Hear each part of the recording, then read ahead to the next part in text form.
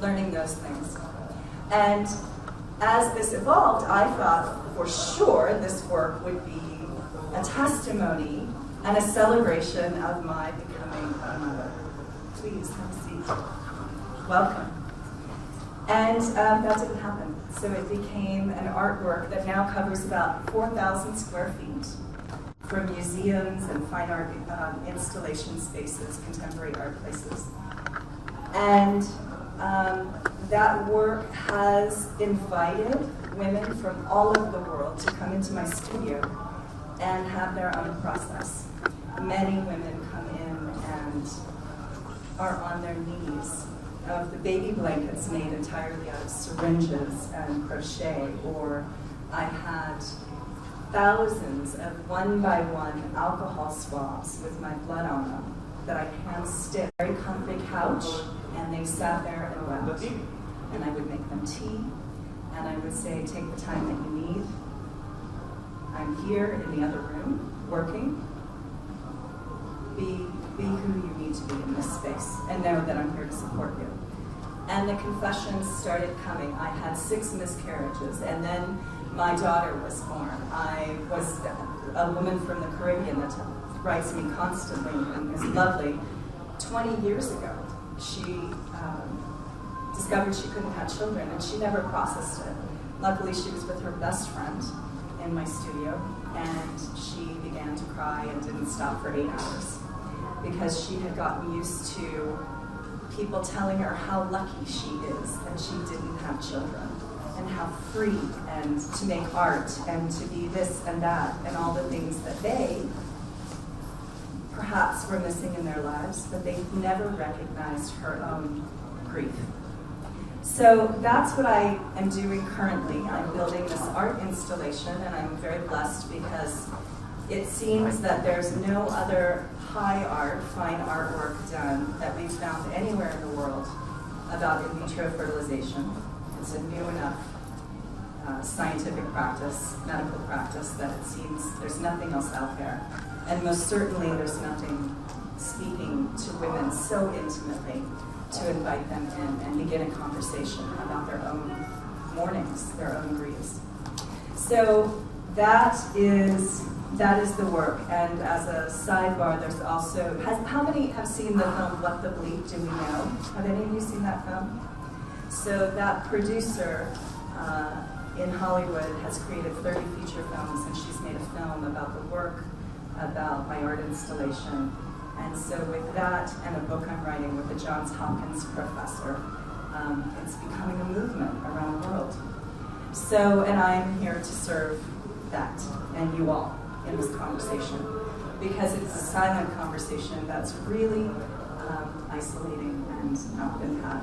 So that's why I'm able to serve you and be given this wonderful platform by Dr. Harbeen, which I'm incredibly grateful. And it's not about me. It's about how are you a testimony, a living testimony of change in your community. Okay? Sound good?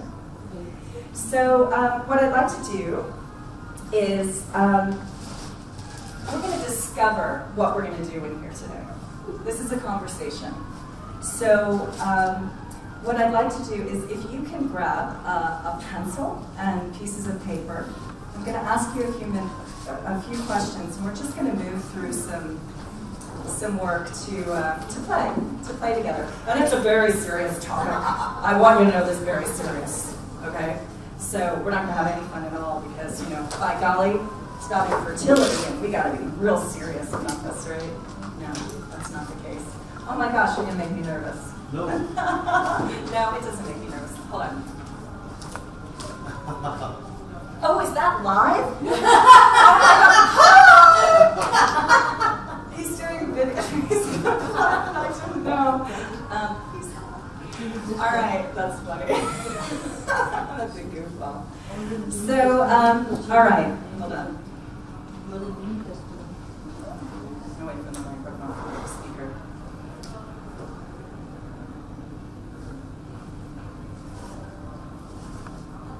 So I'd like to ask you first to just take a moment and really contemplate What is a great pain? What is a great pain that the speaker is nodding? What is a great pain that exists in your life that perhaps you've not had an opportunity to move through yet, or you're still contemplating? It's a query, something that hurts your heart, something that moves you, something that that just edges on your consciousness and keeps gnawing a little bit at who you are, and is perhaps an obstacle, is something that just isn't working yet. It can be about the surrounding also, about the environment also. Say again? It can be about the surrounding also. Yes. About the environment also. Yes, absolutely. It really upsets me now. Absolutely. Yes. Especially in India. Yes. And Yes. the road, God is and so clean everything is, you know. Yeah. Roads are so good. And here, you know, everywhere. Yeah. So that's yours. So yes, write on that. So that sounds perfect for you. So why don't you write on that and just go within for a few minutes and just really contemplate. What is that thing that itches at your heart? It hurts. It just simply hurts. Do I need the microphone for the video? I think I do. For the video, yes. Yeah. I'm going to give you probably 5 minutes to do this process, so just go ahead and take a breath. And actually, let's all come together because there have been some distractions for me, so I'm the energy holder, so we all hold the energy together. So if I could just have everyone take a deep breath. And release it. And another in your belly.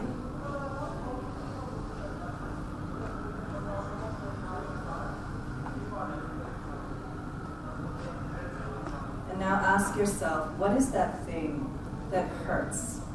What is that thing that causes me pain? Just write about that for yourself.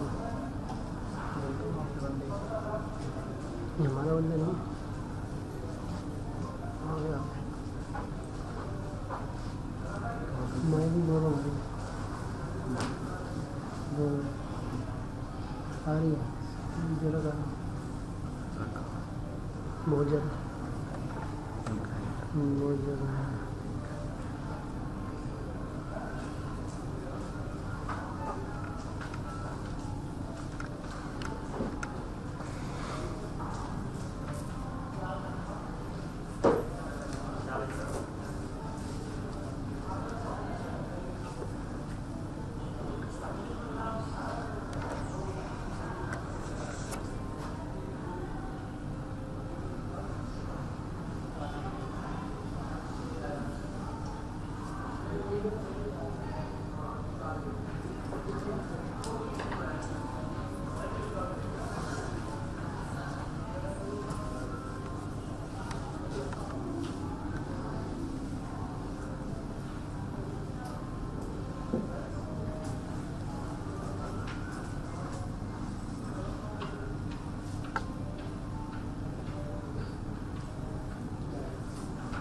Again, we're writing, what is it that causes you pain or hurt in your heart?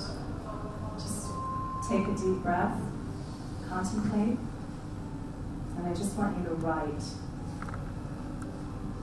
to yourself about this.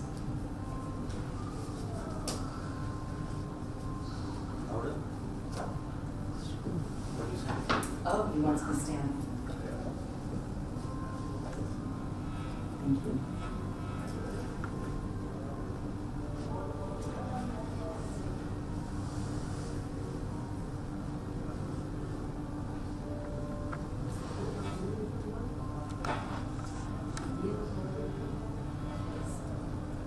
And it can be anything.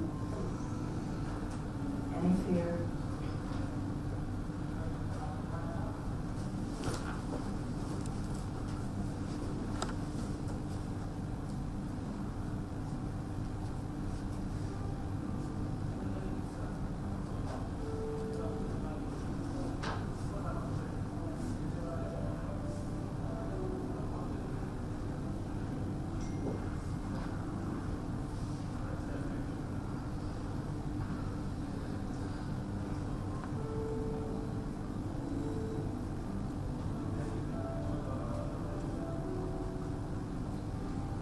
And then as we wrap this up in about a minute, I'll ask you another question.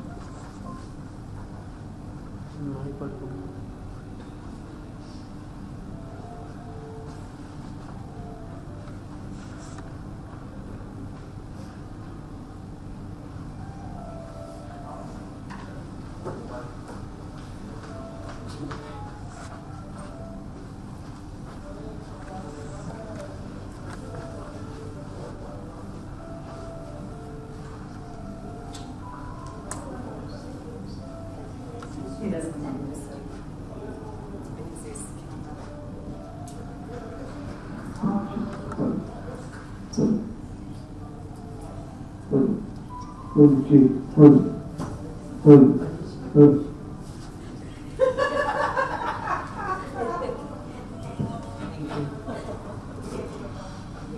अभी भी है static है उसमें static है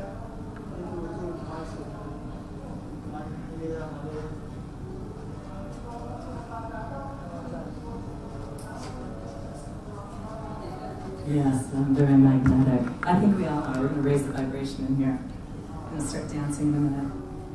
So, the next question I'd like you to contemplate again, let's all take that collective breath. Just like.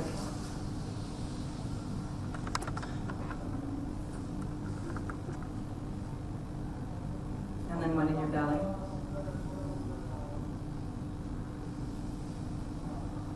And I want you to contemplate your community. Are you living in your best community? So for example, I met some women here at the conference who all swim together and have become perfect friends. And there are neighbors, there are loved ones. So in terms of your community, is there anything missing? For me, the spiritual center, I need that for my own well-being. I need my best girlfriends. And then there are activities. I need my hiking buddies. I need to be on the land. I need to be feeling the land. And I need to be with people who feel the land. And so I've built a really strong community for myself. So it's not just about geography. It's about who am I surrounding myself with to support me. Just take a few minutes to reflect on that, please.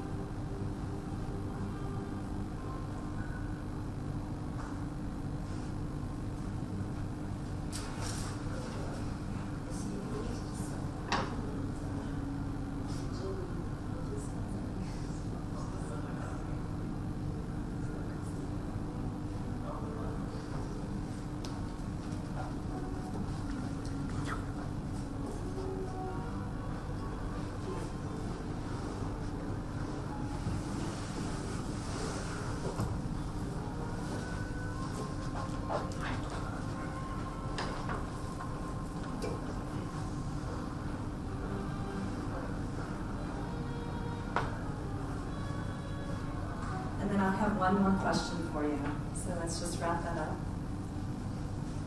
And my next question is, how do you like to serve? How do you love to serve? Do you love to cook for your family and it's a sacred experience for you? Do you love to hold people in prayer or consciousness? Do you love to make clothes? How do you like to serve?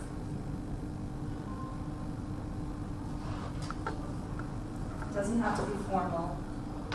Anything that brings you absolute joy.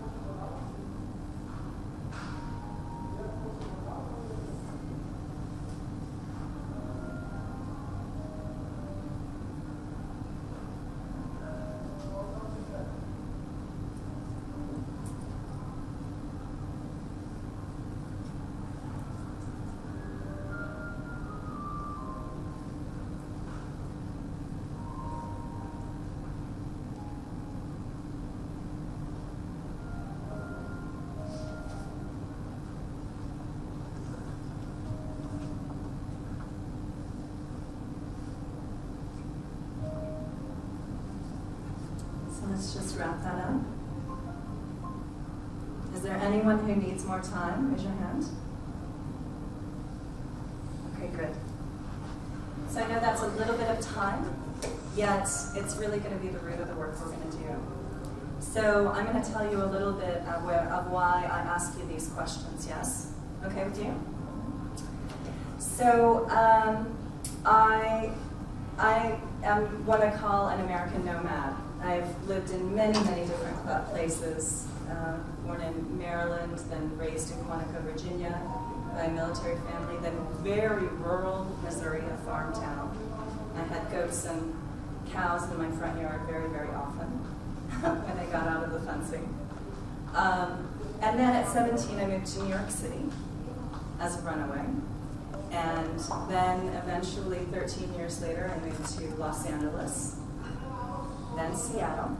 I lived in Spain for a little while. And now I found my way to Santa Fe, New Mexico, which is very, very beautiful now. It's a very beautiful land. And I say I've been looking for home this entire time. And because of my own family structure, my mother died when I was 3 years old. And it took me a long time for my father and I to connect and really fall in love with each other. I was looking for home, looking for my community. And I now live before I moved to Santa Fe, I lived in a town that just didn't work for me. I was doing really good work as an artist. I was getting some media attention, but I did some things that you would even think, should have gotten national press, because I had in other places. But this particular place just didn't recognize who I was, because I just didn't fit into the community. And I always knew that I was married, and it was where his family was, and so I chose to be there. So I moved to Santa Fe, New Mexico, and my whole world opened up. So not everyone is able to geographically move. However, each time I surrounded myself with different people. For example, when I was trying to have a child, I had a lot of families with children around me. And then when some of these friends found out that I couldn't have children, they released me. And it was painful in a lot of ways, because my divorce, my singleness, my childlessness made some people uncomfortable. And so each of these times something like that would happen, my community would change. And I recognized that I actually can design that. I am in control of that, right? It doesn't have to happen to me. So I ask you these questions, just recognizing that sometimes we get into a comfort zone, and one of my teachers calls it the killing zone. So I actually spend every year doing something that terrifies me. I jumped out of airplanes, bungee jumped, I scuba dive with sharks. I do things that scare me to death, because then my everyday life just doesn't bug me. I just don't get rattled by stuff, because I throw myself off of cliffs and airplanes and Nothing happened. well, sheer joy, complete bliss. The two greatest moments in my life was the free fall from that airplane. I don't know if I'll ever do it again, but it was, I felt the hand of my God holding me down. It was incredible. And then scuba diving with sharks as well. I felt the hand of God like holding me. It was the buoyancy of my butt. I know what it was. And it felt like I was held in my belly. So they were the two greatest moments in my life, and yet they were the things that I never should have done, right? So in terms of contemplating this, I'd like you to really think about these questions, and if it's all right with you at this moment, I'd really like you to pair off with one other person. If this is an internal process for you and you don't want to share with someone else, then don't. Just do that work with yourself.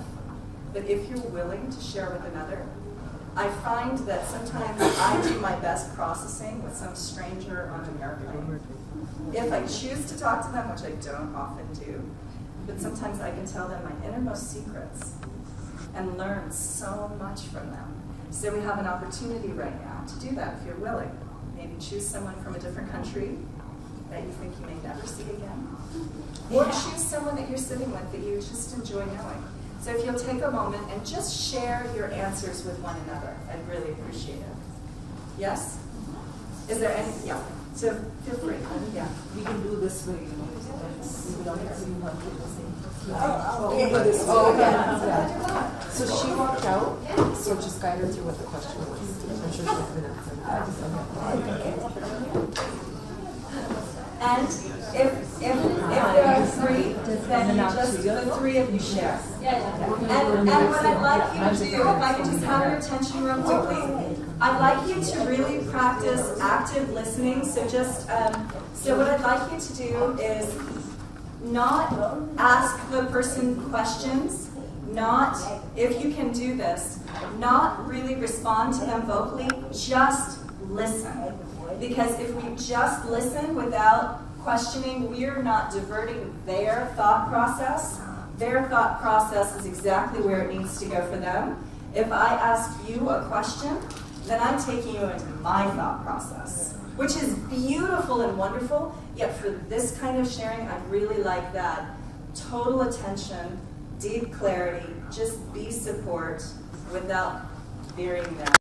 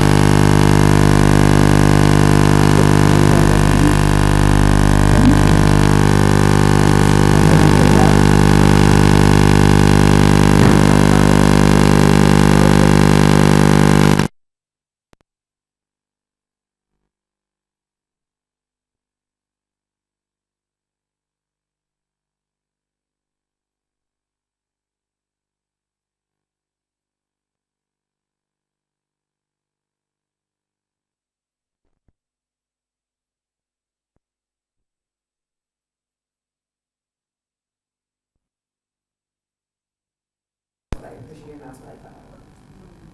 Thank you so much. Anyone else have anything to share? So I shared with these two beautiful ladies here, and I realised that something happened when my daughter was born is actually still shaping what I do now. So when you look into the eyes of someone else and you see spirit, that inspires my work. And when someone else doesn't see that, there's this mama bear that comes out, and these two ladies again, they nurture through food and cooking and love. And I realised that actually that's what drives my work, because we all deserve nurture and love, right? And I hadn't put something from 23 years ago together with, my mum always says to me, why do you keep doing what you're doing? Why are you so inspired? And I went, I don't know. And now I know. Thank you. So it's interesting. I asked you to do this exercise because my next door neighbor has become one of my best friends. Her name's Carol. Hi, Carol Baker. CherryPieSocial.com. Anyway, she's very funny. She's always the greatest promoter. But she loves to cook for me, and I don't cook well at all. Thank you. Thank you, my beautiful timekeeper. Thank you. And so she loves to cook. And she was struggling with something, and every time she wanted to be fed emotionally, she would cook for me, which was really nice. She was a really good cook. And one day I said to her, why don't you cook for people for money? I mean, your heart, your soul, she says, this is church for me. I'm cooking my heart, my soul into my food. And do you know the next day after she decided to start cooking for others, she literally started being a personal chef for not just me, but for many other people. She got 2 clients, 3 clients in the first week. So it can be the most simple thing, right? It can be, and we're all speakers or out on a platform. And so in terms of nurturing that platform, maybe there's a mama bear talk in there. Maybe there's something in that. And I bring this up because for me, infertility was not something I would choose. And this project, theemptywomb.com, is an extraordinary project that I get to serve and I'm really grateful for. But I'd trade it for a baby. Any day. Any day. So one of my greatest pains is, gosh darn it, that I don't get to be a natural mother. And it was an existential trauma for me because reptiles reproduce.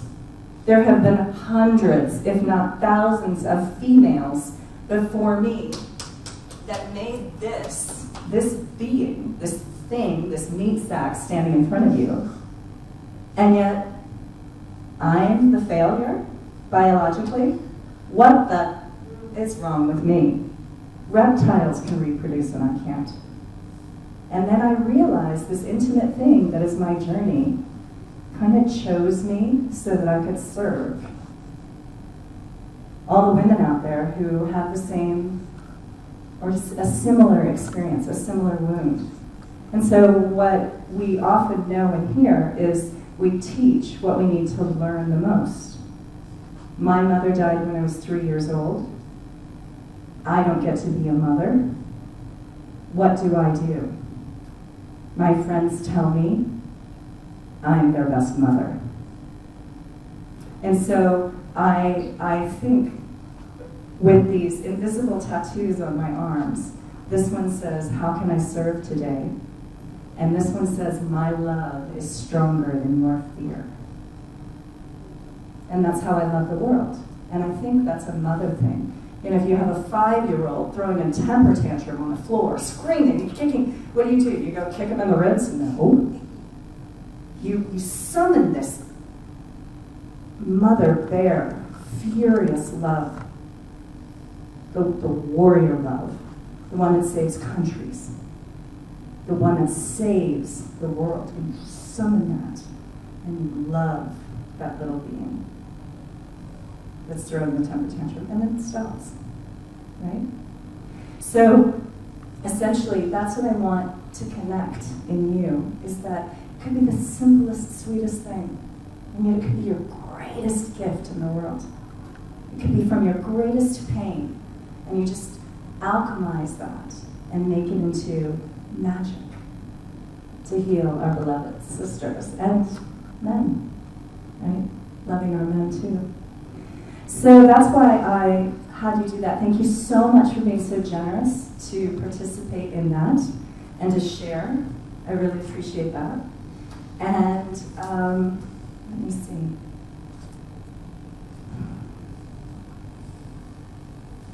We also really enjoyed this. Thank you. I'm glad. Thank you very much. I'm honored to be here. I'm so grateful to Dr. Hardeen for allowing me to come and be here with you. I just get so fed. My heart gets so full. And if you'd like to know more about theemptywomb.com and my work, Roe Firestone, my cards are all in front of you. And if you know someone who's actually struggling with infertility, please be a testimony to them and hand them my card, give them my information, share it on Facebook message, whatever you feel like. Again, it's not about me. I'm grateful that I get to enjoy the benefits of meeting you all and staying in a beautiful hotel and all these wonderful things that this project gives to me. Yet it's really about serving women who experience miscarriage, child loss, infertility, in vitro, so that we can all come together and heal each other. The last thing I'll say is infertility is extraordinarily isolating, because no matter how loving and beautiful and wonderful you are, if you have children and you give me all that love, it's most likely when I'm going through that infertility, that I'm really rage-filled about you having children and me not. No matter how much I love you and you love me, you are never going to understand what it feels like to not be able to have a child, to grow that life, to welcome that being, to have that partnership.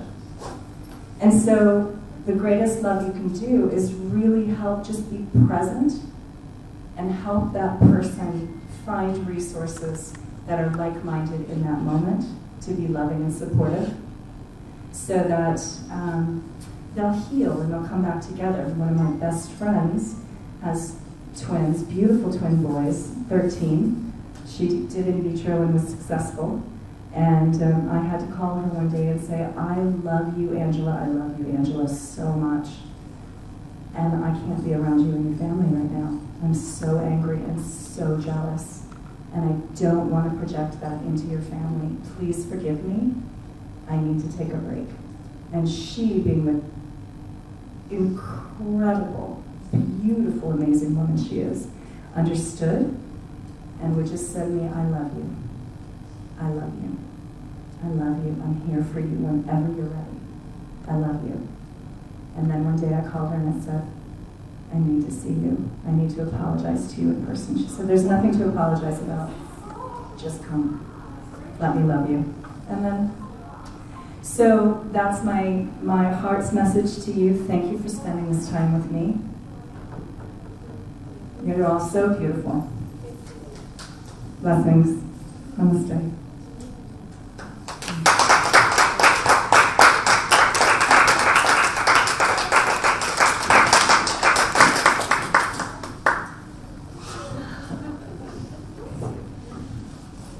Thank you, thank you for so much information. So, yeah, thank you very much.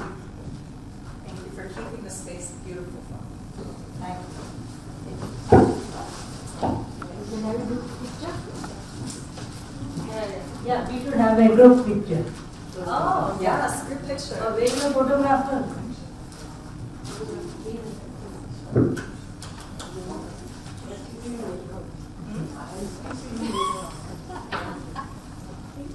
And by the way, this woman, if you have an opportunity to see her speak, Yes. remind me of your name. Feel. Masingita. If you have an opportunity to see Masingita speak, she is so powerful. Her talk is magnificent. I I wept, I cried. I learned so much from you yesterday. Thank you. So I'm going to bring her to US and figure out something we can do together. Very, very powerful woman.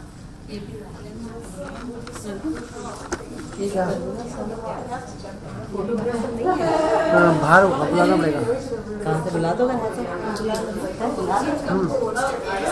से बुलाना? एक minute बुला लो, late हो जाएगा। आगे। अच्छा, photography तुम्हारे ऐसे वो कर देगा। ये लो, इसका भी नंबर लगा दो। एक मिनट वेट कराना, जब तुम्हारा हो जाए इधर वेट कराना। Connected. Come on, Chaka. So good being a woman. I love it.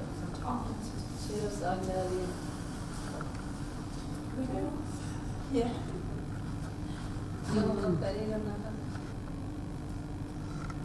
Wait कराना।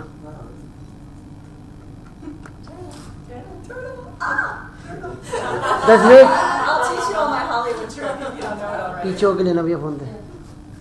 फोन पीछे आ जाओ।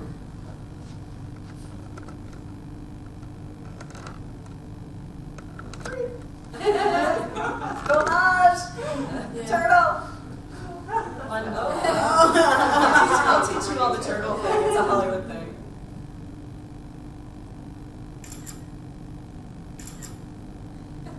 Okay. Thank you.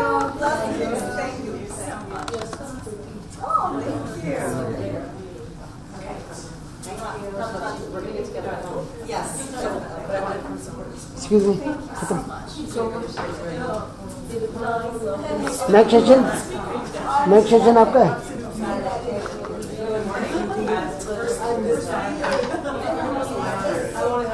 Yes, of course. Oh, okay.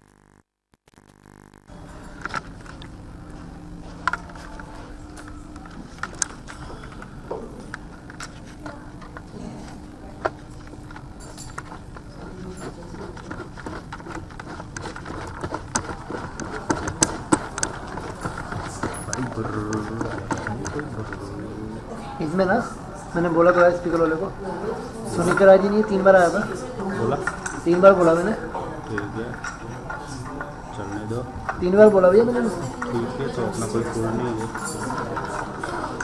इतना ही कर सकता हूँ सही है इतना गुस्सा क्यों हो रहा है अरे नहीं वो गुस्सा करते हैं ना उधर से कौन वो जो बैठा हुआ है गुंडा जो लाइव हो जा रहा है अच्छा जी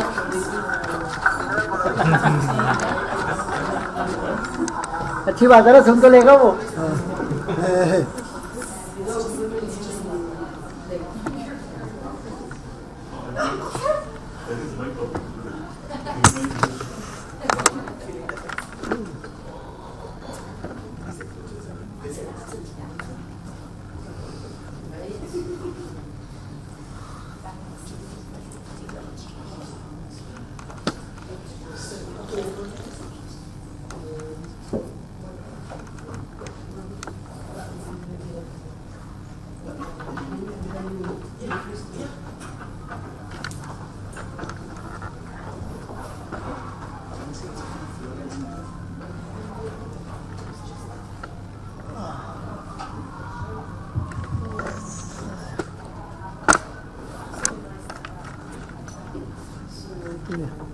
Just wait. Wait.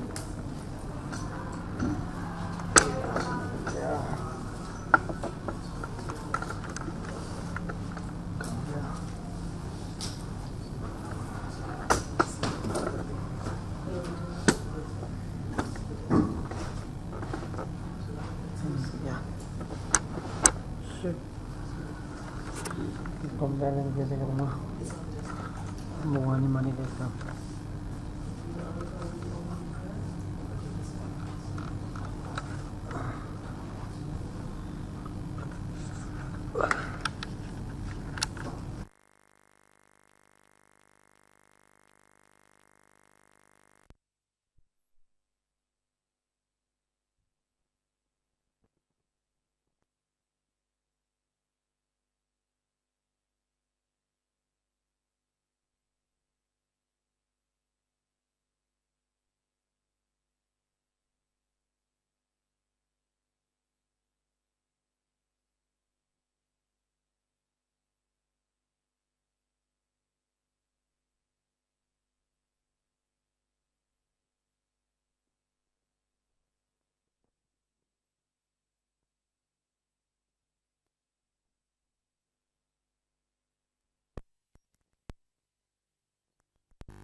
Everyone, I'm Nita. I come here from Israel, and I will try to be also moderating this session today.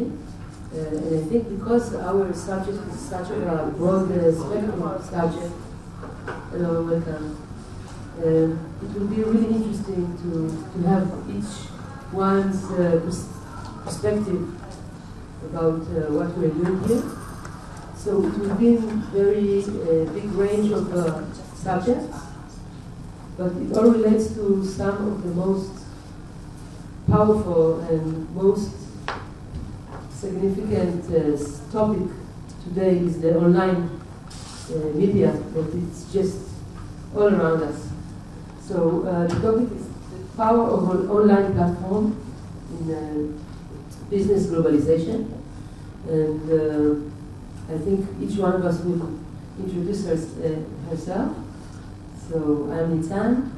I'm a chemical engineer in my profession.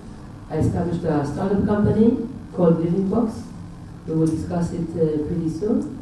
And please let's hear the rest. Good morning. My name is Koji Agona from Zimbabwe.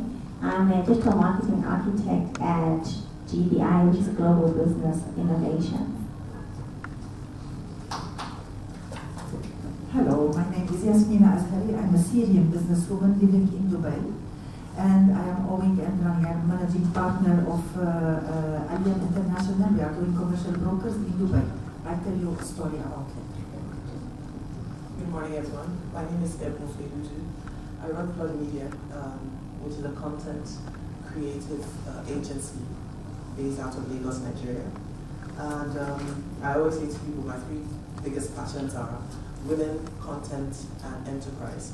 So I will be talking today, and I've given this same workshop several times with different women's groups in Nigeria. So I'm talking today about curating your online presence, because the new reality is that our reality is very virtual. So I never sent this photo to them at WEF. They just found it in my digital footprint online. So I'm going to be talking today about deliberately creating the personal brand, the corporate brand that you desire will deliver the best results for your life and for your business.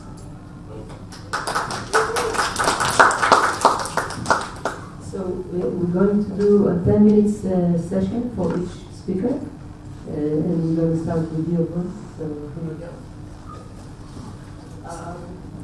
Yeah, I'm hoping I can do this in 10 minutes. It's a pretty long slide, but I'm moving away from the screen here so you can all see. Yeah. Yeah.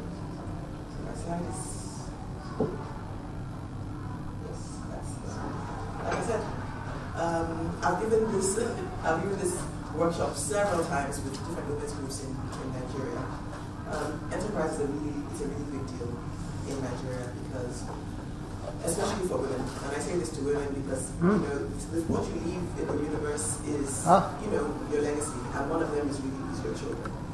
And I'm under so much pressure myself to sort of keep reinventing myself to be the best version of myself that I can be, because that is what I pass on to my children as a platform or foundation for them to build upon. So what I love about entrepreneurship, and I'm a serial entrepreneur, admittedly, is that it gives you the flexibility to also focus on your children and just sort of have the time to nurture them, in the way that you want. Not that entrepreneurship is easy or that you don't have long hours, but that's just the reality. You're a lot more flexible. So for me, giving this workshop to women just sort of helps them to design that life for themselves and for their businesses that is intentional, and it is in tune with current realities, which is that the virtual world is the new reality. It's everything that we leave of ourselves in a digital footprint is what everyone else in the world knows of us. So this slide just sort of helps us to be intentional about how we create our personal brand and our corporate brands. So what we do at Plug Media is essentially create content, whether it's an event that helps women to connect with other women, or it is articles that advance women, or documentaries that sort of open their eyes, or so online content creation is what we do. So this is basically about making your life into the online content that will best serve you.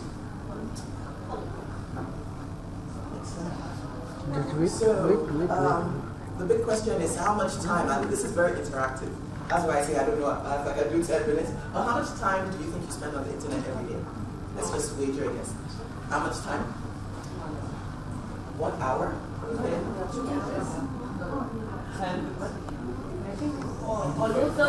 Almost all day. Yeah.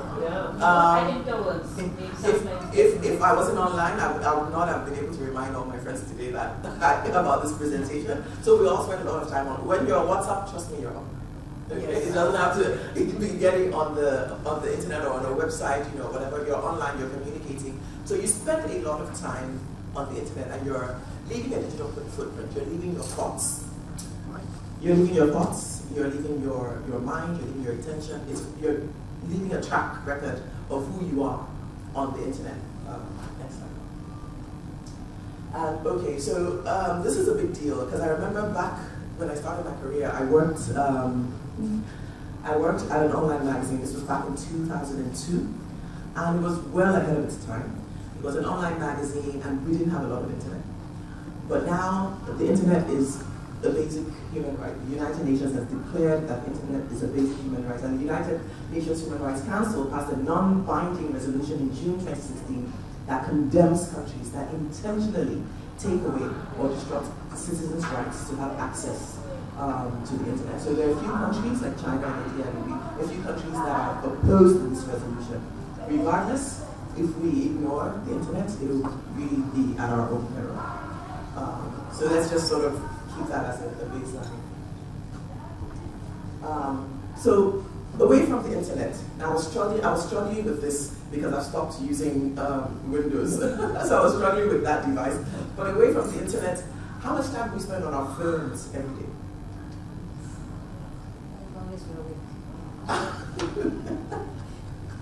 As long as we're awake. Yes? Anyone else? How much time do you spend on your phone every day? Okay. Sometimes when we are sleeping and we are waiting for an email, so I wake up and just So we're always connected, right? We're always on, all right, as long as our phones are on. So it's amazing. For me, if I don't switch off my phone, I don't really sleep properly. There's a part of my head that's still sort of on if I don't switch off my phone. So we're kind of always on, aren't we?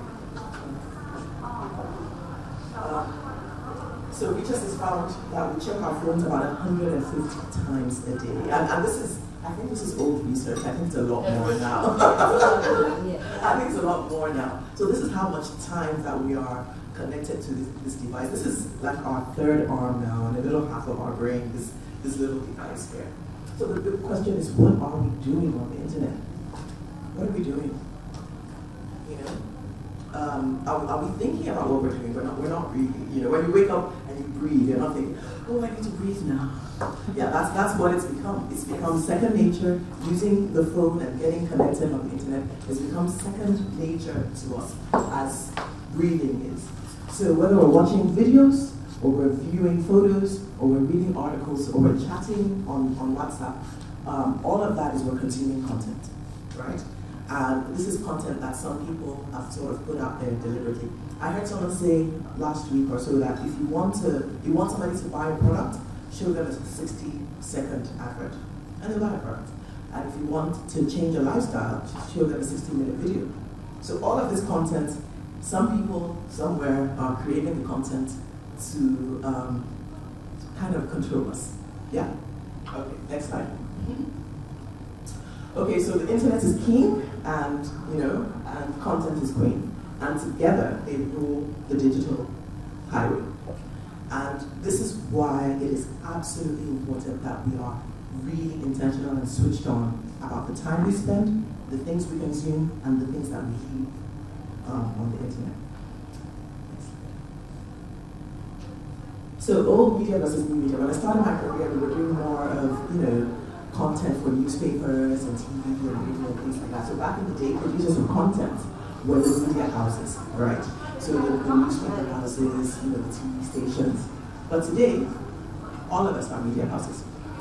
Every single day, we take a photo, we put it up on the digital highway, we're producing content. What is interesting is, back when I started my career, everyone who sort of needed us as magazines or whatever, they sort of worshipped us, oh, we need you, oh, we need our content on your page. Now, it is anyone who has a following is competition to the magazines. So a celebrity has a following of 1 million people, they are competition to the magazines. Because 1 million people are following them and listening to them, and they can say, oh, look at this amazing toothpaste I used today. If you want it, follow this person. So they are producing content, and people are listening to them, and they have influence, right? So every single one of us has the power to control, right? Has the power to have a following, basically. Next slide.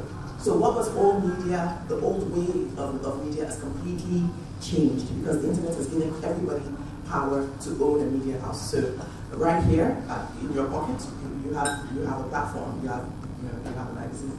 So the world population is estimated to be 7.5 billion people. In Nigeria, the current population is recorded to be about 188 million. And of this number, approximately 2 billion internet users use social media. Okay, and each of these users is producing content, right? Each of these 2 billion people, they're producing content. So, go to the next slide. So there's a lot of content out there, right? So this is why it's really important for us to reflect on how much time we spend on our phones and the internet and virtual reality, And if we think for a second that, I'm not into Instagram or Twitter or Facebook, and I'm not into it's pretty suicidal, because that is the new reality. Excuse me. That is the new it's the new reality, basically. The virtual space is where it all happens, because you spend all that time on the internet, and you're leaving your thoughts and your mind and your intention and your interests. You're leaving it all there. So it's not just my conversation with you that will tell me what's in your mind. It's all out there in your digital footprint. So you're creating content as well. So I want to play a little game here, and I do this all the time back here. And so what this is we're thinking now about the content that we create and the impact that we're making in the world, right? And I want to play a little game. Let's go to the next slide. When you hear certain names, certain images come to your mind, right? So what picture comes to mind when you hear these names? When you hear Michelle, who comes to mind? Obama. Michelle Obama. Voila. So even though there are, 7.9 billion people in the world, and I imagine thousands and thousands of Michelles, when I say Michelle, I am, and this I do all over the world, when I say Michelle, everyone in the world says Michelle Obama. So this woman has seized that name, she has seized your mind, and she has a strong foot. You've never met her, you've never been in the same space with her, you've had a conversation with her. But when you hear Michelle, this is the woman who comes to mind, regardless of the thousands and thousands of Michelles that are out there in the world. Next slide. When you hear Mohammed, who comes to mind? Mohammed Ali comes to mind. This is because he's made a strong indent in our minds because of the reputation that he's built for himself. Same for Michelle, same for Mohammed. Next slide. When you hear Kim, who comes to mind? This is who comes to mind. And this is so true. None of us has ever spent time with her one-on-one, I imagine. But we just know this when we hear this name, this is who comes to mind. Next slide. Aisha. Back in Nigeria, when you say Aisha Buhari, because I'm the president. I am Aisha. You're Aisha. So this is the wife of our president back in Nigeria, Aisha Buhari. So when we do this in Nigeria, this is what everyone says, because now she's sort of taking up space in our minds. Next slide. Do you think Donald? Are you sure not Donald Duck?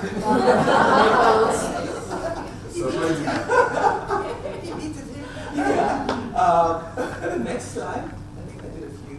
Omotola, now this is a famous actor back home in Nigeria. That's Omotola Jalade. So you see now that in this space, no one knows who she is.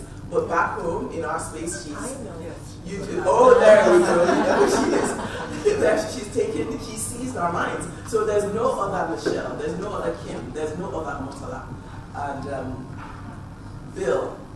Clinton. Next slide. Mark Zuckerberg. Yeah, he takes a lot of our time, doesn't he?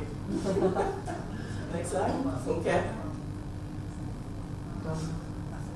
No. This is a super famous comedian back home. Super famous, super successful. Okay, next slide. Tendulkar. Correct. Now this is a really big country. How many thousands of Sachins do you think there are in India? Okay, next slide. Priyanka? Chopra. Yeah, correct. Okay. Correct? Yeah. Okay, so this is it. So my challenge to us here is to ensure that we create a digital footprint and also seize mind share in terms of curating our online presence so that we seize minds. Now, it's not everybody can be a Kim Kardashian. Let's go to the next slide. I think we need to, backward. So what's more important than the picture really is the personal brand that these names that were mentioned. So we've never met them, we've never sold anything with them, but we've bought their brand hook, line, and sinker because they are very strong personality brands. Next slide. So much that they've taken total ownership of that name. Nobody else when you say a Donald in a place like this, it's Donald Trump that comes to mind. When you hear Michelle, even though there are thousands of Michelles all around the world who bear that name, they all sort of cease to be for a moment, right? And there's only one Michelle. So not all of us can be worldwide celebrities, but we can all own a unique story that is our personal brand and nobody else can compete with. So back in my country, one of my dear friends, we're birthday mates, she was my maid of honor, she's my son's godmother, and she's a photographer. And she's got a very unique story, right? She's a female photographer, and she loves God. She loves God, and she also makes amazing music. And there's nobody else, probably on the universe, that has that unique combination of gifts, of attributes. So she takes every single thing that is hers, that is uniquely hers, and she puts it together to make a story and a brand that is, is non-contestable. So if I say Tony photographs, T.Y. Bello comes to mind. Okay? So for me, and I had to sort of take a bit of time to sort of find what I'm passionate about. And I've always known I'm passionate about women. So when Habib reached out to me, I said to her, look, I'm going to bring women here from Nigeria, and these are my three great passions: women, content that will activate and change people's lives, and enterprise. For me, freedom for women really means being able to earn, right? So if you're in a bad situation, you can step aside because you're not afraid that you don't have the next meal, right? I remember growing up, they used to say, oh, you have the F off money, right? If you go out on a date. So if you go out on a date and a guy is sort of messing up, you have your taxi money and you can just sort of take a cab and walk away. And it should be the same for everyone. That's why those three things are key to me. So when I position myself online, I'm deliberate, right? These are the things that I love. I love women and their progress. I love enterprise, and I'm very key about content. And me, and and all those things are connected to me, and it's very hard to find another woman who has all of those key things. So when I'm speaking online, or I'm doing anything, or I'm leaving my digital footprint, I'm making sure that those are the things, those things that are passionate to me, are true to me, those are the things that I'm delivering in my digital footprint. Because I'm all the way in Lagos, and somebody's in Israel, and the only way they will know who I am, what's in my mind, is what they find on the internet. And if I'm not deliberate, if for instance one day I'm talking about, rugby, and this is my passion, and another day I'm talking about, trains are my passion, it's confusing. But if you're deliberate, and you're sort of building that funnel of thought for people with your name, and your intentions, and your passions, then anywhere in the world, you're known for this brand. And it reverberates and resonates with the people to whom it's important. I know, I'm almost done here.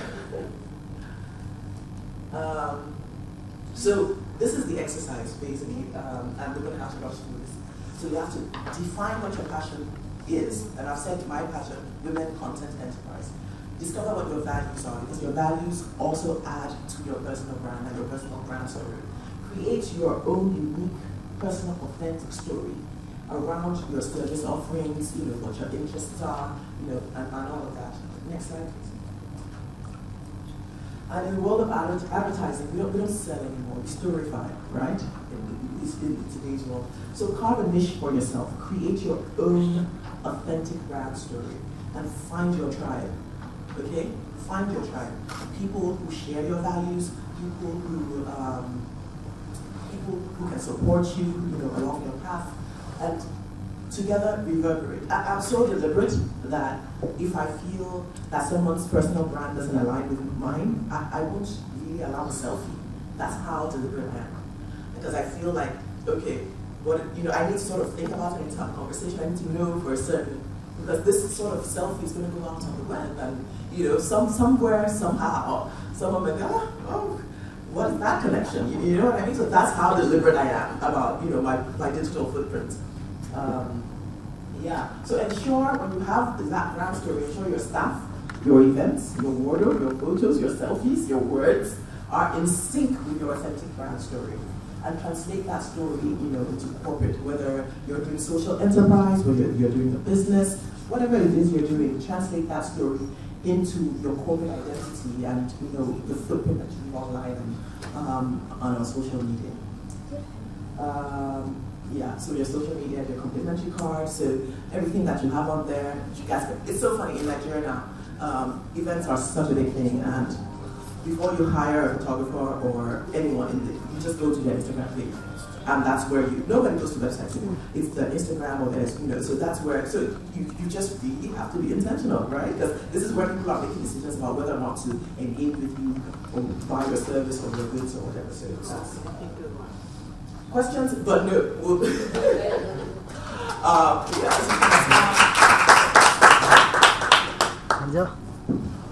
Thank you very much. It was very interesting.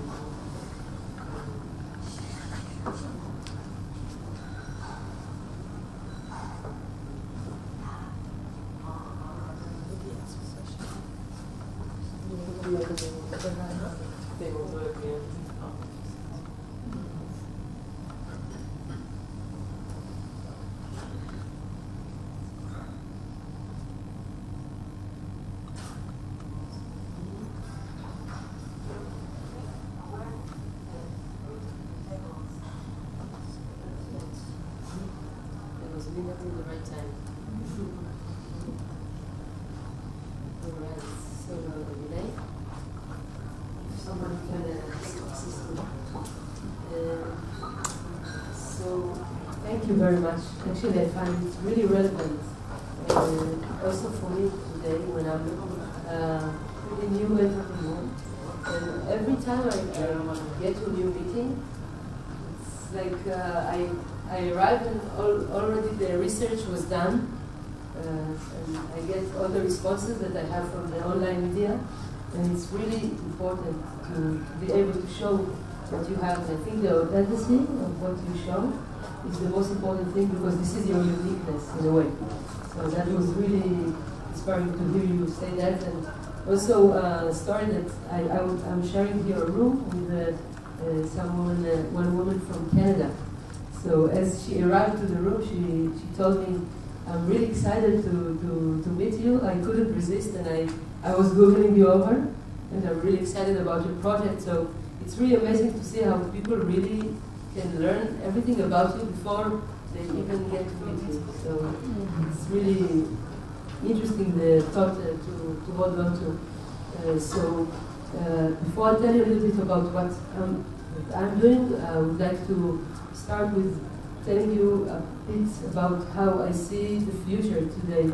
So we all pretty much still in the Industrial Revolution that started many years ago, but something really new is happening these days. There is kind of a shift, and you can see it definitely starting from the digital world.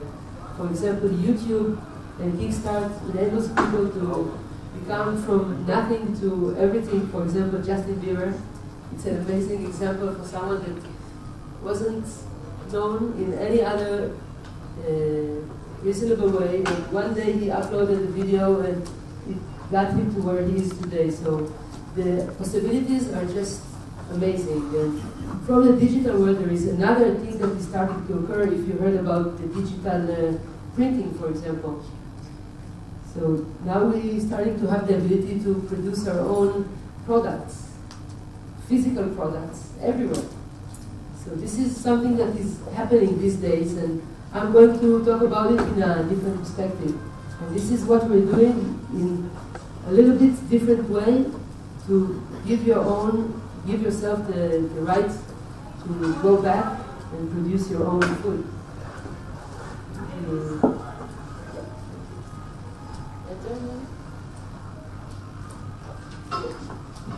So I will start from the need, which is pretty known for today, that one of our biggest challenges in the world is food. And actually not because we don't have enough food in the world. If we calculate all the food that we have in the world, we know that we have actually enough food to feed everyone. So what is the problem? The problem is the spreadability of it.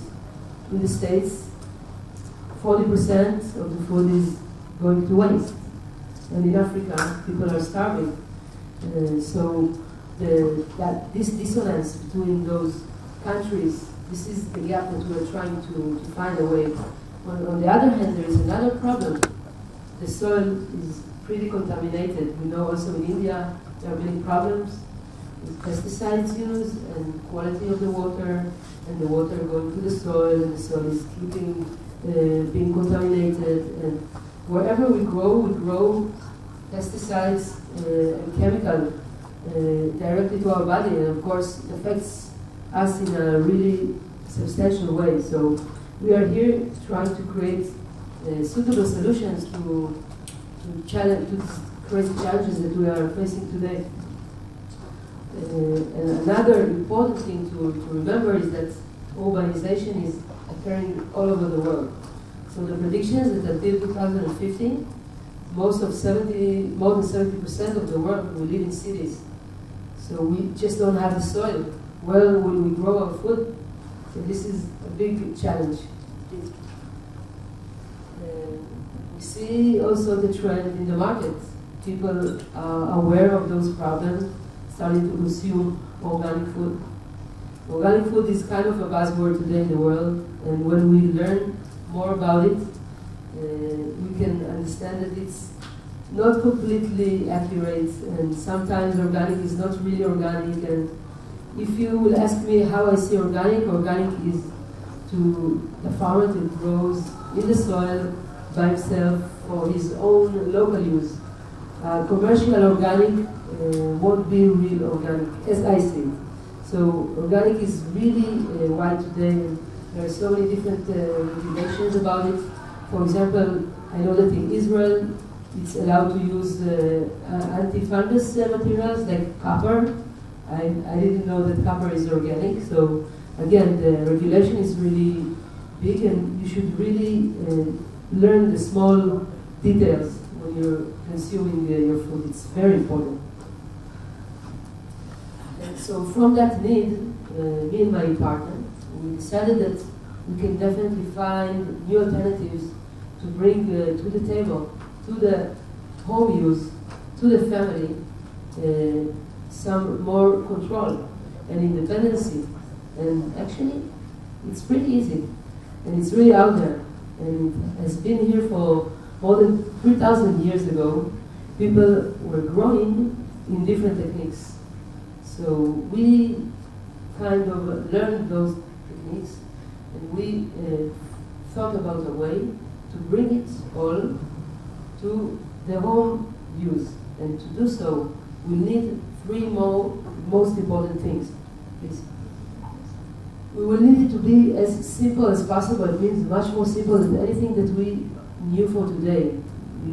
We don't want to be specialists in agriculture. We don't have the time to be specialists today.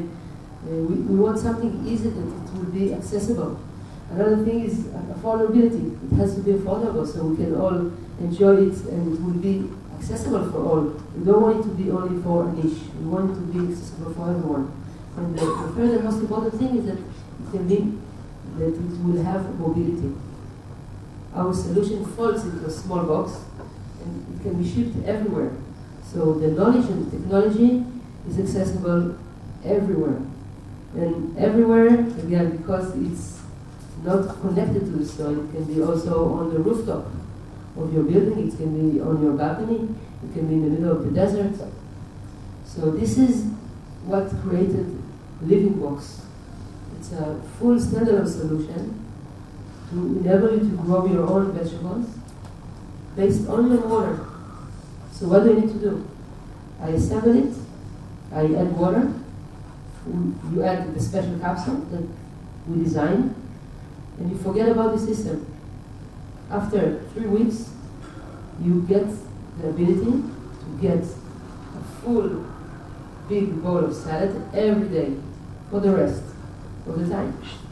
It's a perpetual cycle, and it keeps on moving the whole time. So it's something that sounds very revolutionary,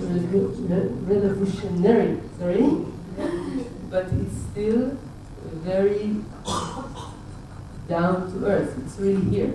So this is what I would like to let you guys live with, this note that it's really available. We need to know that things, we can grow our own food everywhere, and it's easy. And it's not only about our system, it's about the ability to do so, the ability to be independent again, to control what we eat, to be able to be free of all of that. So as I told you, it's a real thing. It's not something that will be a gimmick. It will enable you to grow a big bowl of salad every day, and it's around $40 for a month for a family, which is also very huge. Sorry, $40 worth of produce every month. This is something real. This I think we will talk about that. Okay, so this where the online meets us, and how we are connected, and why do we need to be connected. So if it was the old days, yeah, we had our own modern garden, or kind of a garden, and it will all be enough. But as for today, we understand that in order to become scalable and to bring up the awareness and to be able to do the most important thing about online is the ability to share the knowledge, to share what we do. So we created a full connectivity with an online application that we just published now in the mobile conference in Barcelona. It was quite interesting. This conference was very, very interesting. And the buzzword over there, maybe you heard about it, it's called IoT, Internet of Things. So how do we connect the whole things with the internet?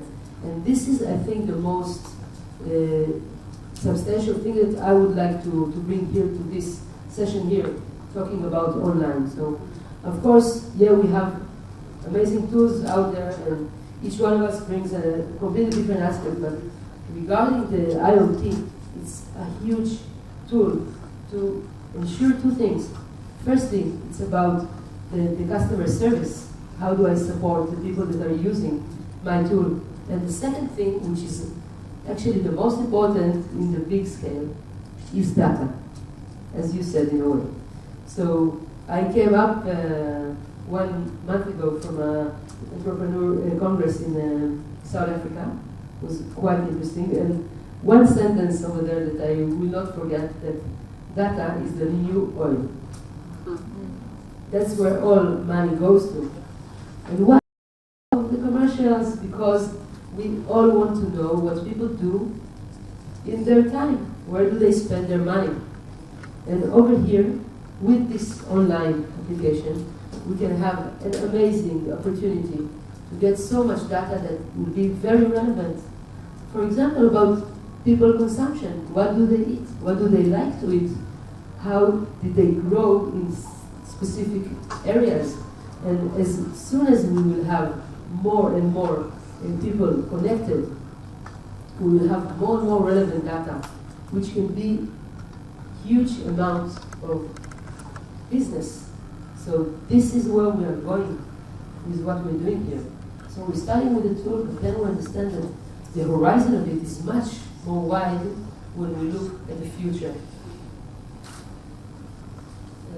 A little bit about the impact. I would like to really say that what we're doing is a financial company, but definitely is a social impact relevant node. With enabling people to grow, you really support the environment. And I think today it's a very important thing to know. Okay, I think we can catch that. It's about a different, and that will be the last one. So I'll tell you a little bit where we are today.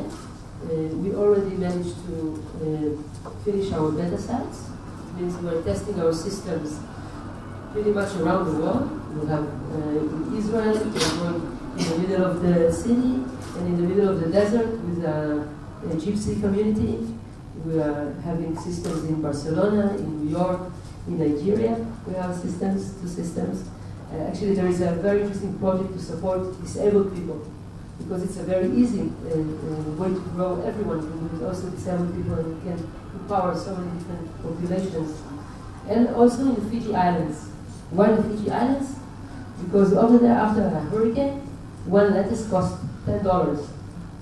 So it's crazy. And again, it can be done everywhere. So thank you very much for your time.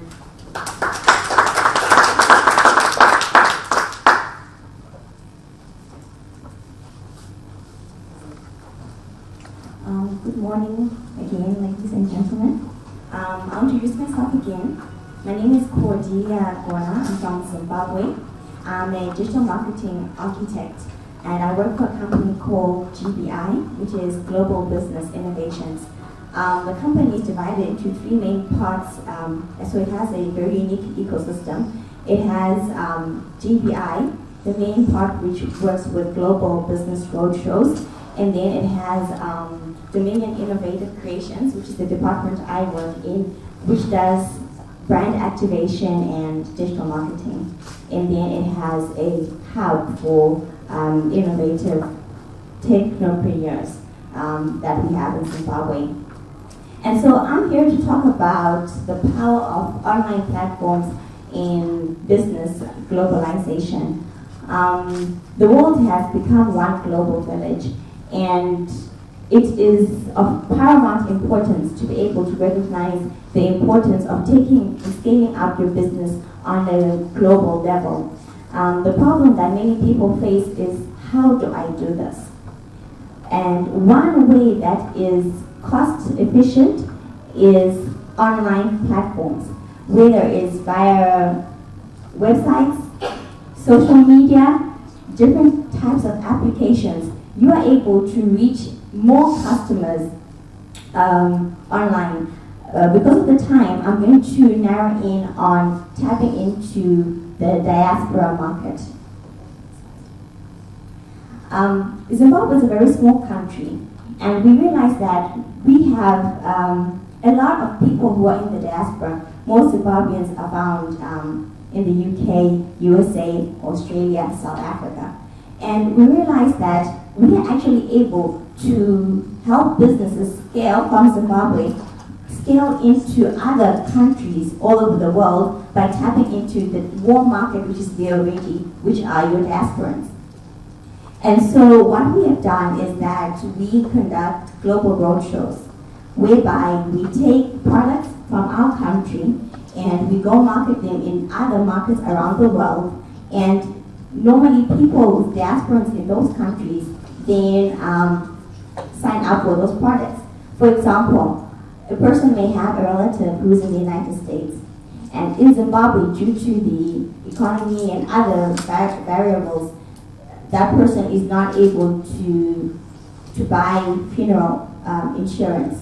But the person in the diaspora is able to do that for them. So what we do is we connect the diaspora and the person living in Zimbabwe. And so this kind of platform can be replicated almost in every country. I'm sure even here in India, you've got Indians all over the world. But is your business tapping into those markets? Why not? You already have a warm market there for you. And so we have, as you can see on the screen, that's our next roadshow that we're having, North America Roadshow, August to September.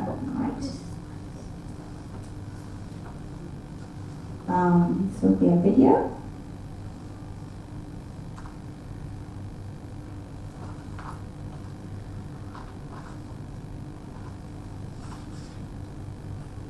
Okay, sorry.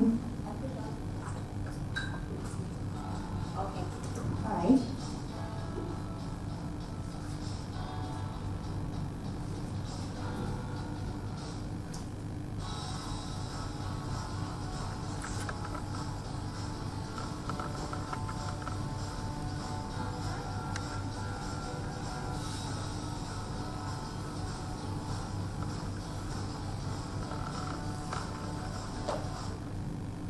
Thank you. So that video was from the launch that we did of our first roadshow that we managed to do. Why should you think globally? You'll be able to generate more revenue for your business because you're not limited to just a certain number of people. Basically, the world becomes your marketplace. You're able to engage with new customers. We're also able to, through data collection, be able to give you back feedback on how maybe you can also improve your product. And you end up having a product that has got relevance on an international stage. With e-commerce, global shipping, and various payment options, there's no reason why you cannot scale up your business onto a global level. And so at GPI, we're here to help you to be able to do that, and we believe that we have the right skills that you need to be able to take your business onto a global level. Thank you. Would like to welcome the next speaker.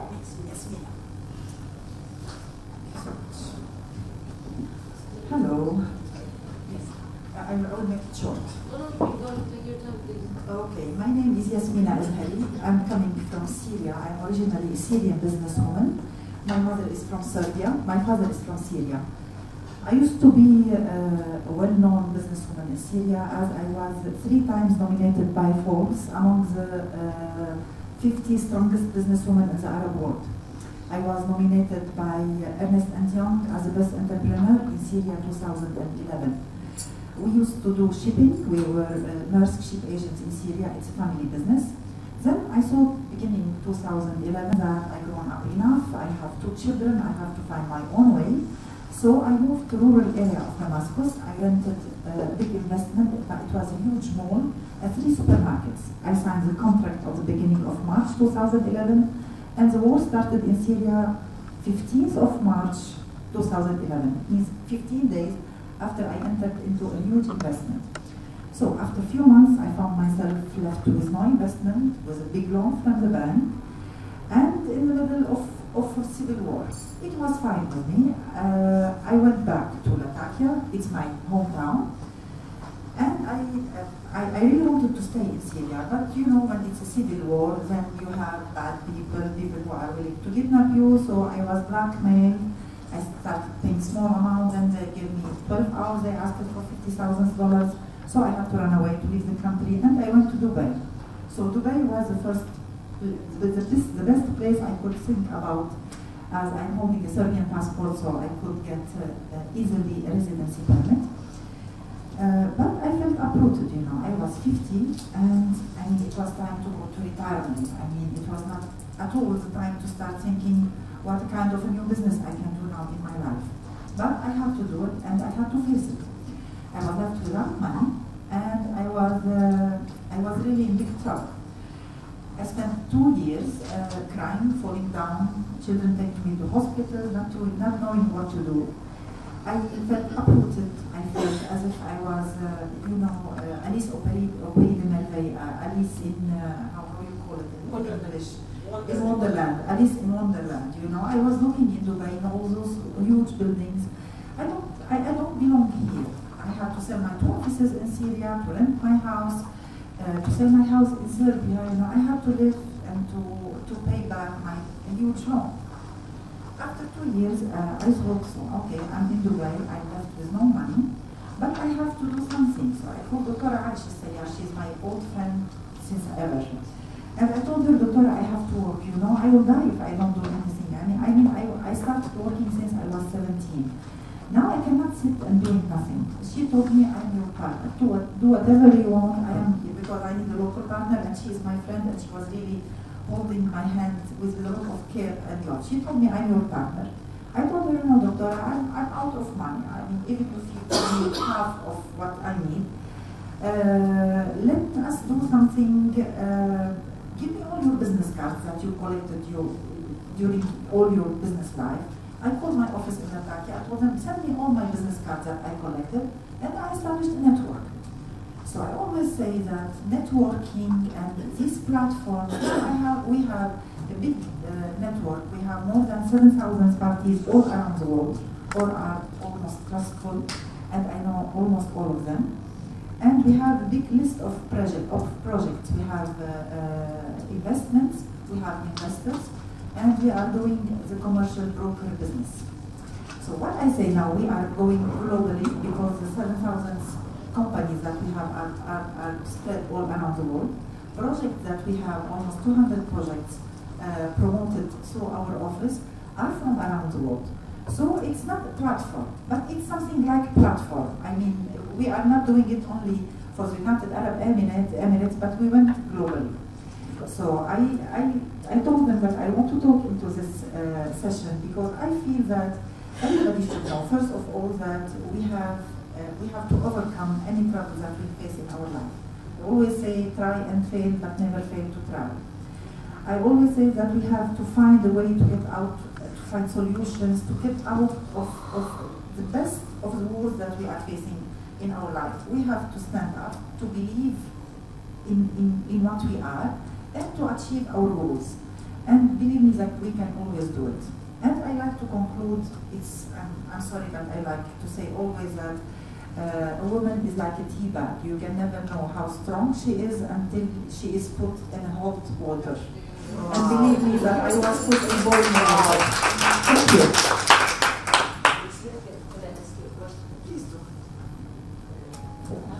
That sounds very interesting, the platform. And I would like to know how do you do it, the business model for this kind of platform? What make it sustainable for a long time? I hope it will be for a long time because we started our company almost 3 years ago. But it's growing, you know, the network is growing and the projects that we are receiving are growing. And I'm sending only one newsletter to my network. So I'm adding people to my network and there is, you know, you unsubscribe if you are not willing to receive it any further. So very few persons are really unsubscribing, but I'm always receiving new people who are interested. I'm receiving new projects.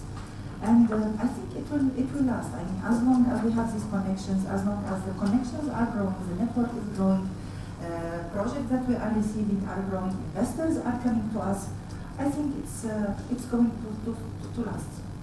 I hope. Thank you.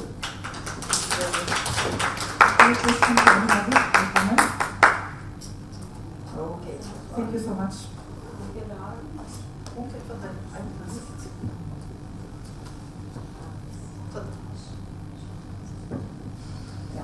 أنا كثير يعني تفاجأت أنا بسيدة أعمال طبعا من سوريا قدرت تثبت نفسها في دبي، لأن دبي هي بلد كثير منفتحة وكثير فيها رجال أعمال وكثير فيها ثقافات وكثير فيها أجناس، فأنا كثير بحيّة للدكتورة ياسمين على هي يعني النقلة النوعية اللي قدرت تثبت نفسها في هذا البلد، لأني أنا أعيش في دبي وأعرف حتى ابني مستثمر في دبي وزوجي، فأنا أعيش في هذه البلد وأعرف قديش يعني إثبات النفس في هذا البلد شغلة كثير عظيمة، فأنا أحيي كسيدة سورية لأني أنا سورية مثلها. شكرا كثير. I didn't know that this lady is attending the conference, but she is originally from Syria and she is living in Dubai. But we came, I mean, we didn't know that we are attending. She says that she congratulates me because I was able to stand in a city like Dubai, because really Dubai is full of sharks in all kinds of businesses. Whatever you think to do in Dubai, there is thousands doing the same thing. So you have to be innovative, to have something really different, to add value to business already existing in Dubai, so that you can stand up and continue living. And thank you for the compliment.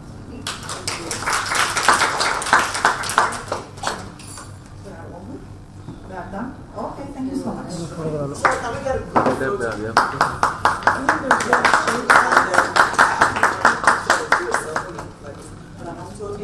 You mean there was no time to make comments? Comments? If you do have comments, yes, let's take it. Let's take comments. Wait. I'm sorry, I've been back. I've been tweeting everything you guys are saying. Would you like to come to say a few words? Oh, sure. I'm just listening. Well, thank you. This is really exciting. We had different perspectives, and I'm very thrilled. As a son of from Senegal, I'm from actually Guinea, but I live in Senegal, and I've came in just when Madam Ebon was speaking. Oh, I'm speaking to you guys. So anyway, I find it interesting, and especially I want to highlight Nigeria because I'm going to be there next week. I work for an organization and work on campaigning, and Nigeria has amazing power in terms of numbers, in terms of social media, and when you're doing advocacy, and even in terms of market for the continent. And I think that it's not enough said, but for us, what we're doing is we want to train women in the informal sector who don't have necessarily not only the logistics, the time, the finances to own a store or to go, and do all the administrative that you need to do to be formalized, but the internet allows for women in the informal sector to, exist somewhere virtually, and also to be able to, be more productive in terms of many things, ordering, blah blah blah, even sharing space so they can have like a frontline stores, etc. So we want to hear more of such, successes and stories that you have shared, and translated and adapted to our realities. Because in our countries as well, there's a lot of women who don't have access to internet, and I'm not sure if anyone covered it. Yeah. But there's ways to go around, as we all know, there's ways to go around that, because we live in these societies. So I won't say much, but I was really inspired by everyone, and keep up the good work. Thank you.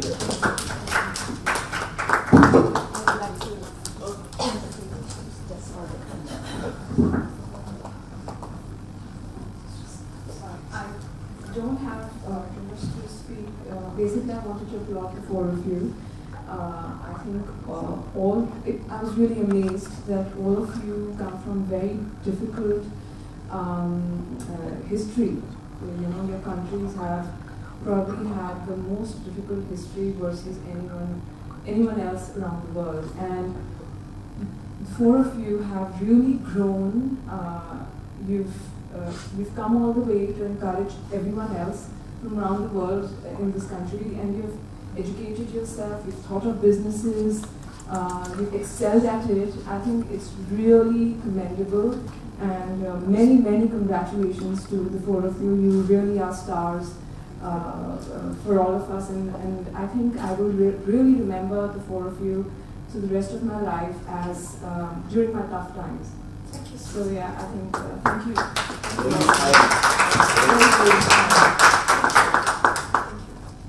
We feel flattered. It's true. Thank you so much. Any other questions? We're just inspired. We don't have to.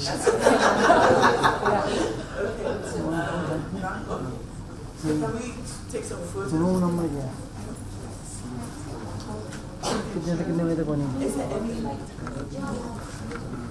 नहीं आपका होगा एक से दो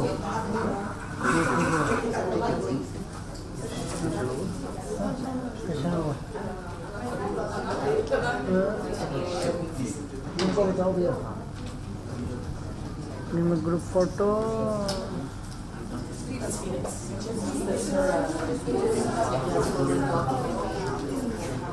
ये निकाल दो हो गया ना ग्रुप लेना